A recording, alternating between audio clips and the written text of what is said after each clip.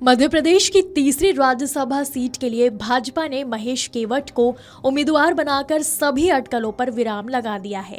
कभी पार्टी से निष्कासन को लेकर चर्चा में रहे महेश केवट अब भाजपा के भरोसे के साथ राज्यसभा की दौड़ में शामिल हो गए हैं। मध्य प्रदेश की तीसरी राज्यसभा सीट के लिए भाजपा ने महेश केवट को उम्मीदवार बनाकर मुकाबला रोचक बना दिया है।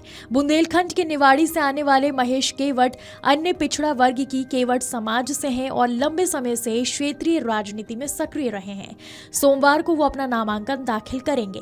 महेश केवट का नाम पहले भी चर्चा में रहा है। नगरीय निकाय चुनाव के दौरान उन पर भाजपा के अधिकृत प्रत्याशी के खिलाफ प्रचार करने के आरोप लगे थे। उस समय पार्टी विरोधी गतिविधियों और अनुशासनहीनता के आरोपों के बीच उनको 6 साल के लिए पार्टी से निष्कासित किया गया था। हालांकि बाद के वर्षों में उन्होंने संगठन के साथ सक्रिय रूप से काम किया और पार्टी नेतृत्व का भरोसा फिर से हासिल किया। वो संघ की पृष्ठभूमि से भी आते हैं। कुछ समय पहले ही 24 अप्रैल को राज्य सरकार ने उन्हें मध्य प्रदेश मछुआ कल्याण एवं मत्स्य विकास बोर्ड का अध्यक्ष नियुक्त किया था। अब राज्यसभा उम्मीदवार बनाए जाने के बाद उनके राजनीतिक कद में बड़ा इजाफा माना जा रहा है। राजनीतिक जानकारों का मानना है कि भाजपा ने ये फैसला सामाजिक और क्षेत्रीय संतुलन को ध्यान में रखकर लिया है। केवट समाज में उनकी पहचान और बुंदेलखंड क्षेत्र में उनकी सक्रियता को उम्मीदवार चयन का महत्वपूर्ण आधार माना जा रहा है। शनिवार और रविवार को भाजपा के वरिष्ठ नेताओं के बीच तीसरे प्रत्याशी को लेकर लंबा मंथन हुआ। इसमें एसटी, एससी और अन्य पिछड़ा वर्ग में भी अति पिछड़ी जाति के प्रत्याशी को उम्मीदवार बनाने को लेकर चर्चा हुई। शीर्ष नेतृत्व से स्वीकृति मिलने के बाद प्रदेश नेतृत्व ने महेश केवट के नाम पर सहमति जताई। राज्यसभा चुनाव में महेश केवट का मुकाबला कांग्रेस प्रत्याशी मीनाक्षी नटराजन से होगा। भाजपा ने अंतिम समय में उनका नाम घोषित कर प्रदेश की राजनीति में नई हलचल पैदा कर दी है। पार्टी के वरिष्ठ नेताओं की लगातार बैठकों और रणनीतिक मंथन के बाद लिए गए इस फैसले ने राज्यसभा चुनाव को और रोचक बना दिया है। बता दें कि मध्य प्रदेश से राज्यसभा की 3 सीटों का कार्यकाल 21 जून को समाप्त हो रहा है। इनमें 2 सीटें भाजपा और 1 सीट कांग्रेस के खाते की है।